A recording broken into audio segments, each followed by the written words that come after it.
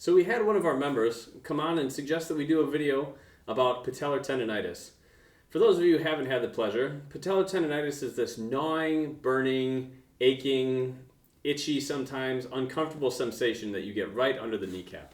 So just to show you here what we're dealing with, the patellar tendon is this structure right here. It's a very, very, very strong tendon in the body that runs from the bottom part of your patella or your kneecap down to this bone here, which is called your tibia. Okay, this is the thick bone in the bottom of the leg. Alrighty, for some of you who've had this, you know that maybe even you feel the pain kind of wrapping all the way around the kneecap or even kind of going down into the bone here when it gets really bad, right? The patellar tendon is such a thick, strong tendon. A lot of times it's even used as a part of a graft for ACL surgery, and they'll actually take the tendon here, they'll cut a little slice out of it, and they'll put it inside to replace the ACL that's torn. That's how strong it is, okay? But it can be very stubborn when it gets inflamed. Now, any tendon is like this. It's like, here's the tendon, and then there's like a sock that goes around it, okay? And typically in a tendonitis, or as after the first 72 hours happens, something becomes what's called a tendinosis. Now the tendon starts to get thick, fibrotic, full of scar tissue. Not good, right? So that sock that goes around it starts to stick to it at various places. Instead of sliding nice and freely up and down, it actually begins to get stuck in certain places, and that pulls on the tendon, that irritates it, okay? So I just want to show a couple different things that you can be doing if you have patellar tendonitis or any pain in your kneecap or around this area to try to help. Here we go. Now for many of you, the reason you actually have patellar tendonitis, it all comes back to your spine. Some of the bones in your lower back are not moving properly. They're not doing what they're supposed to do through all the different ranges of motion you have when you're running, exercising, etc. And because of that, there's pressure on the nerves in there, and that causes those nerves to be irritated, which means that there's less nerve flow that goes down to all the muscles of the quads, the hips, the hamstrings, everything else that makes your body work normally when you're running. And so, because of the weak link in the chain, you end up with an imbalance. The imbalance that I see most commonly in patellar tendonitis is that the quadriceps muscle is too tight. So, what I'm going to do now is show you how to stretch the quadriceps muscle, particularly this one called the rectus femoris, which goes from here up to the bone in the front of the hip, and we're going to stretch it just like this. All you need is a pad for your knee and a chair, like this. Stick your foot up on the chair. Preferable, put this foot here first, then you put your foot up on the chair. And then what you're going to do, let me see if I can get at a good angle here. You're going to do just like we did in that hip flexor stretch. Now bending the knee locks out the quad muscle so that we can stretch it. And then you're just going to be leaning forward like this with your hip, not arching your back, just leaning forward with your hips. Okay? Leaning forward this way, and you can make it triplanar as well so that you're tipping. Once you've loaded the quad, tipping, you can load, tip, and then rotate. Okay? And that's going to give you a really nice stretch all the way down here. All right? So that's job number one. The next most important muscle for you to stretch is actually going to be the top part of your calf. Yes, your calf. Believe it or not, if the upper part of your calf is dysfunctional and overactive, it's actually going to inhibit all the rest of those quadriceps. Not the one that we stretched, but all the other ones. And that's going to be a problem for your knee with the tracking and the pull that happens on that patellar tendon. The best way to do that is to find yourself a wall like this one. It's usually best with a shoe on, but I'm going to show you without one. And you're going to stretch the upper part of your calf in 3 different planes of motion. So what you're going to do is get your foot up against the wall like this. All right? It's better if you have a shoe on. It doesn't matter if you do or not. The idea is to get your foot here, keep your knee straight while you do this, which will lock out the fibers of the upper part of your calf. Then you're going to go and load forward dynamically like this. All right? Once you've done this for 10 reps or so, you can widen your stance and you're going to load, and then you're going to shift your hips back and forth this way while the calf is loaded, and you're going to feel it stretch a slightly different area here. So just sway the hips back and forth like this. All right?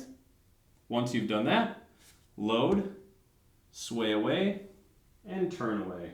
I'm actually turning my upper body. You probably can't see it too well. But when you're able to do those things, you're going to be able to complete the whole picture of stretching the muscle groups that are overactive. Then we can go and we can strengthen a couple things.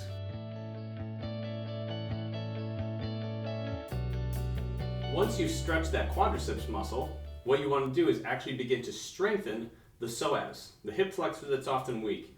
The reason for that is because it is not working, and so the quadriceps muscle does too much. Once we stretch out the quad, we want to actually activate that psoas muscle. Here we go. I like to use some bands like this. This one has nice ankle cuffs that go around your ankle. What you want to do is get to a point where you tie a band off to a doorway, to a bedpost, couch, something, and then you get yourself where you can actually plant the one foot, line this up, and do nice, controlled hip flexor activation.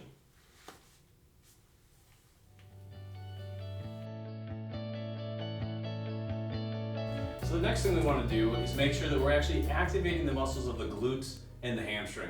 This is critical because a lot of times what we're doing is, instead of hip hinging when we're doing different movements, going up and down stairs, doing things like squats, lunges, running, everything else in our lives, if we're loading into our knee rather than loading into our hip first, we're going to suffer with problems with the knee and even of the ankle and the foot. So let me show you what I use for this. You can get any sort of Rogue fitness band, something that's long enough to put around a doorknob and close in the doorway, or some anchoring point. I'm using something called the butt bungee, which is specifically designed for this. So I'm just going to go ahead and put this over myself here. Now once you're set up, you can go ahead and work on that hip hinge. So you want to go forward just enough so that you can really feel your glutes starting to engage even without doing the movement. Then you're going to perform that hip hinge. Arms are going to go out front just like this. You're going to let your hips come back, your glutes go back, and then you're just going to thrust forward like this, just contracting the glutes and the hamstrings together. Now if you watch and pay attention here, you'll see that my knee does not come forward at all. It actually stays here right over my ankle, and that's exactly what you want. All the way back and all the way forward. Hip hinge back, hip hinge forward. You can also do the same thing on one leg.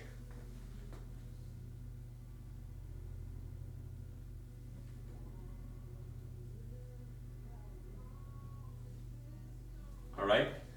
By doing that, you're going to wake up the muscles that you need to use so that when you're doing things like going up or down the stairs, you're thinking of that same hip hinge motion, and instead of loading over the front of your knee or loading your knees too far forward over your toes, you're going to keep the knee in the right place, which is going to put less strain on the kneecap and all the structures around it.